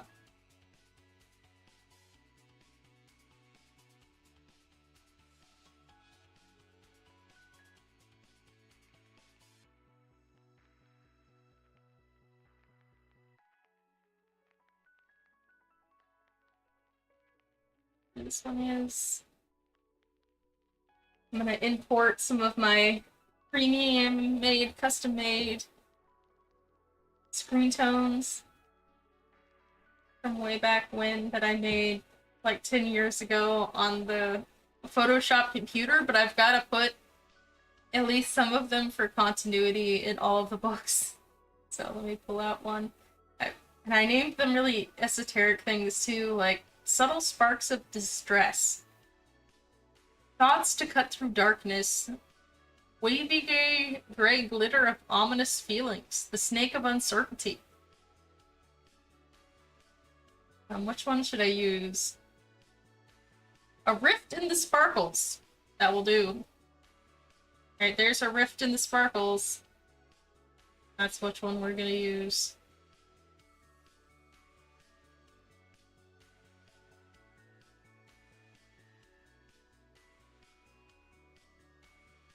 It needs to be smaller.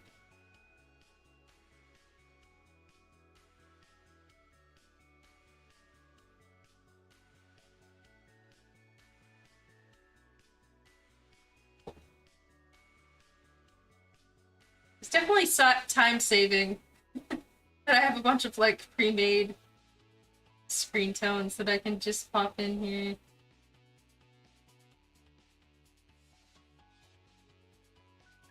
A lot of them are kind of blurry because they're old, and so I usually do what I need from them and then just hit the tone button, which turns them into dots instead of isolated. Dots bigger. The Snake of Uncertainty. You want me to show you the Snake of Uncertainty? It's a pretty ugly screen tone, to be honest. I do not use this one that much. I'll pull it up just a second. This is this is the Snake of Uncertainty. I don't know if you can see when I'm streaming. Let me pull this, make this bigger so you can see it really quick. There it is. There's the name where it says Snake of Uncertainty.png.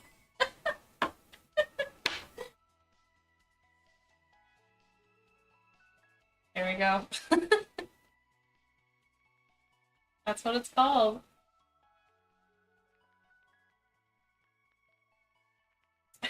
Snake of Uncertainty.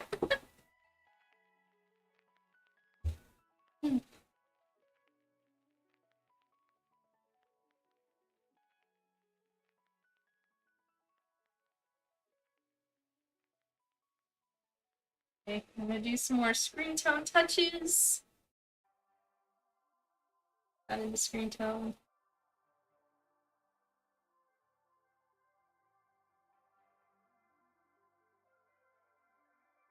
A little bit better. Now for some sparkly splatters, which need to go on every page. Put these everywhere. That's what it says. I love how you name your screen tones randomly poetic things. Thanks. There's more. There's a wash of soft feelings lit by kawaii stars. Bittersweet memories of swaying trees and sunshine. I have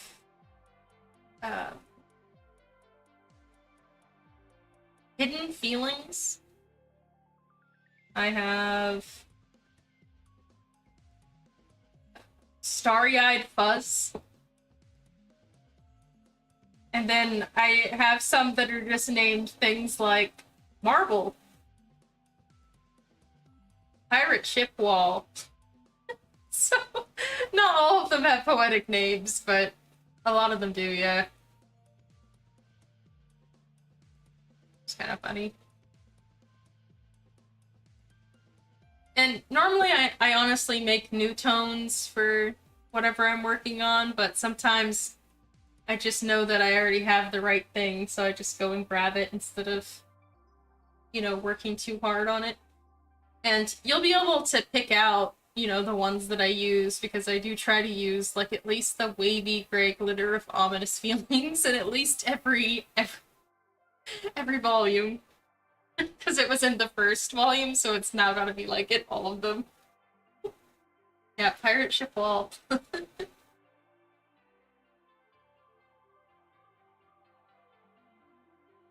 This is gonna have...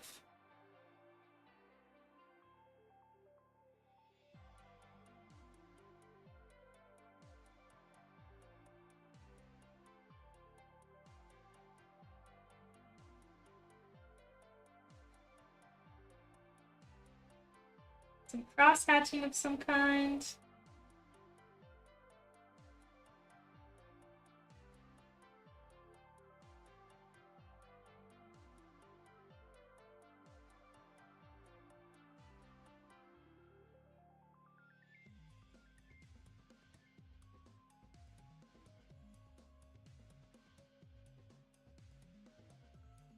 It's not what I wanted to do. I wanted to do...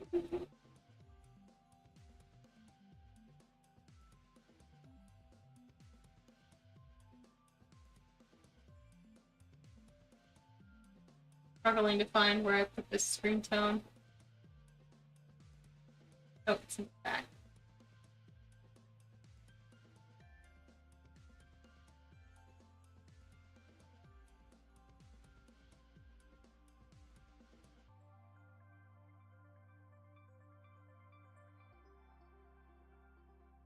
That screen tone a little lighter.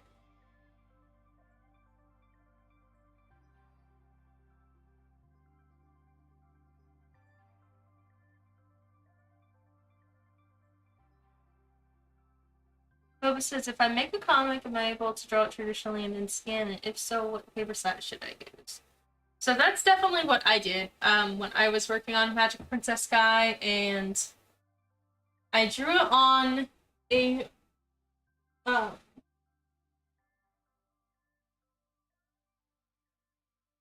want to say it was a 9x11 paper, but I had some special size that I would draw a box out that was like manga ratio on it.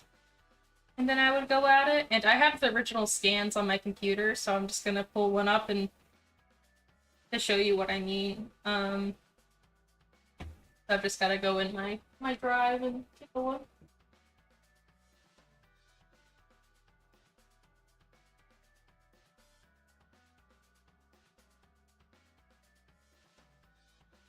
Ash up into the sky.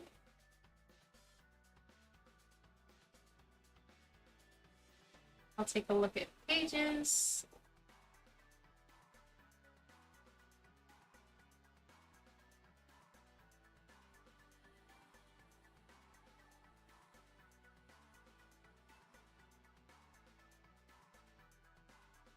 Pages, and then episode 1. I'm actually gonna do like episode 4 when I figured out how to do the colored stuff.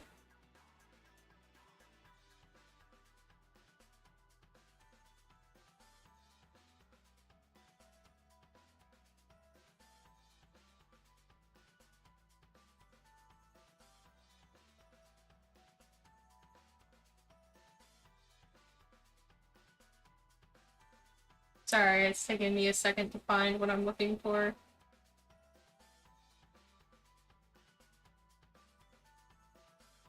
Fortunately, it looks like I cropped most of these, which is like very inconvenient for showing what I want. Oops.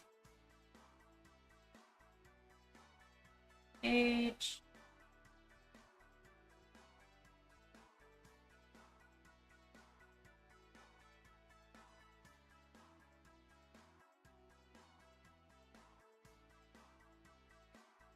I don't know why it's so hard to look in my own folders.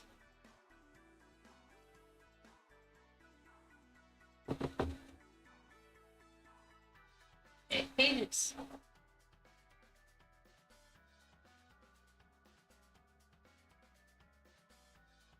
Yeah, unfortunately, I cropped most of them right out of the gate, it looks like, because I know for a fact that they have extra space on the sides, but I can't find any of the ones that have extra space. Like, I'll just pull one up since I'm here, but here's one. And I know for a fact that it did not look like this when I scanned it. I'm pretty sure that it looked something more like that, where there was like extra space around it, and then there's like a box that I drew to put in there.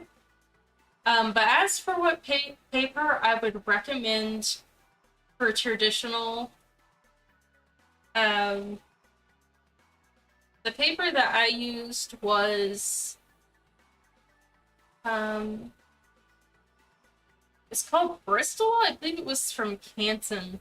Let me look it up. Bristol, Canton. I'll know by the way that it looks.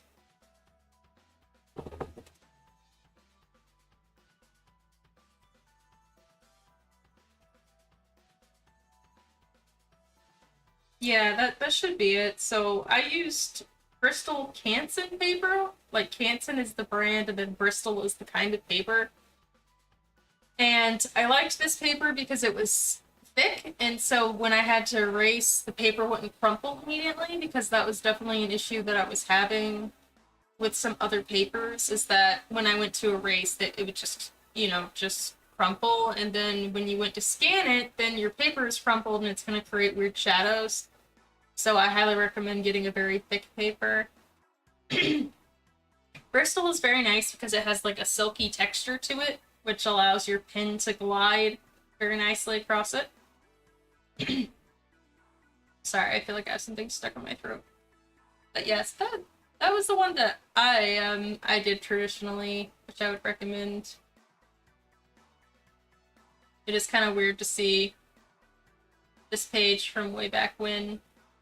And also the thing that I liked about this is that for a time I was using red or blue pencils so that I didn't have to erase, which saved my elbow a lot of struggle. And then basically, I don't think you can do it uh, in Clip Paint Studio, but in Photoshop there's a way to remove just the red. I guess it would be kind of like this, but it would just remove the red, so it would leave more lines. And so that way you don't have to, like, kill your hand erasing. Yeah, you're welcome.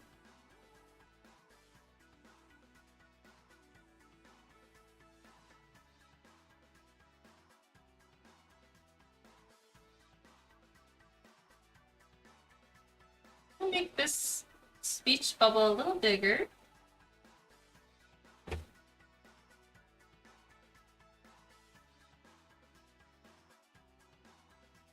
I feel like he's gonna need more to say. I'm gonna cover up his foot that I labored so much with. Maybe like that.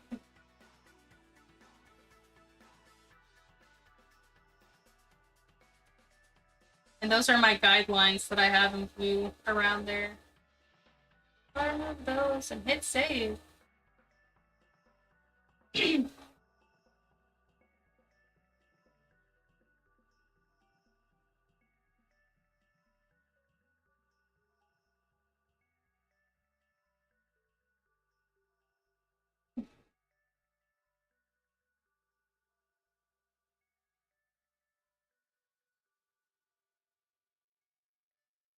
Yeah, so I think this is just pretty much done for now, I guess.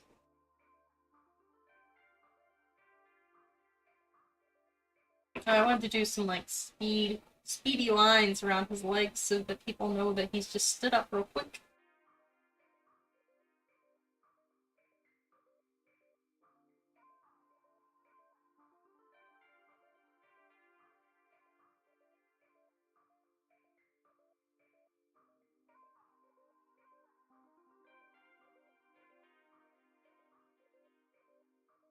That's kind of sloppy, but I think I'll get the point across.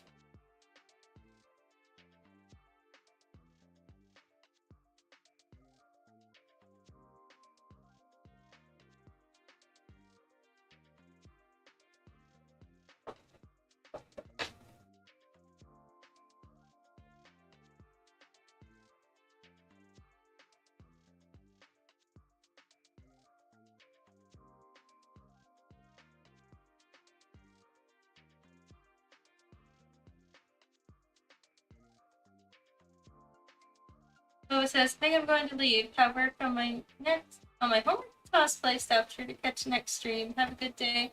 Thanks, Boba! Stream was probably getting ready to close anyway since I finished this page and I have stuff to do myself, but I'm happy that you came to join me. Good luck on your cosplay stuff, and I'll see you next time.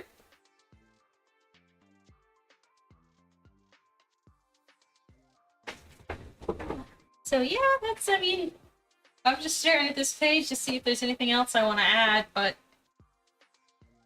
I know I've only been streaming for, what, 2 hours, but I do have a lot to get done for my other client this evening.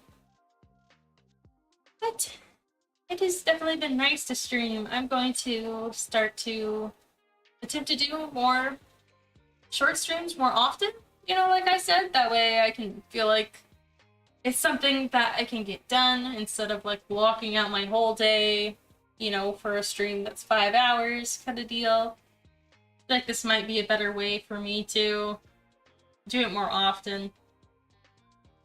So that's my plan, at least, and it'll help me stay motivated for Magical Princess Sky. You'll be happy to know that this is my 31st fully completed page for Magical Princess Sky. So it's definitely, like, on its way to being done, slowly but surely. Now, that's just finished pages. I mean, I have, like, tons of pages sketched, but I'm only really counting, like, completed ones at this point. But it's definitely a good feeling to have one done within the span of 2 hours here, even though the sketching was the hard part took place previously. So good to just have this done and out of the way so I feel like I accomplished something today.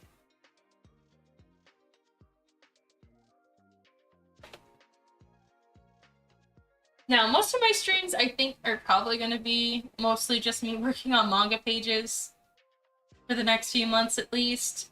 And that's partially due to the fact that I lost most of my game saves when I transferred, like, my computer after I had a computer virus before my hiatus. Which means if I want to continue in the games that I played, I have to start them over again, which is why I started Undertale over again. So I'll definitely play Undertale some more soon, but again, I probably won't be playing, like, 4-hour stints like I have in the past. But yeah. Thank you, Sun. I'm glad that you liked the shorter stream, and I'm glad it was fun. Thank you for stopping by and cheering me on about Volume 8. Alright, everyone. I hope to see you next time. This has been lots of fun, and I will attempt to do this more often. Thanks for cheering me on and waiting for my patient return.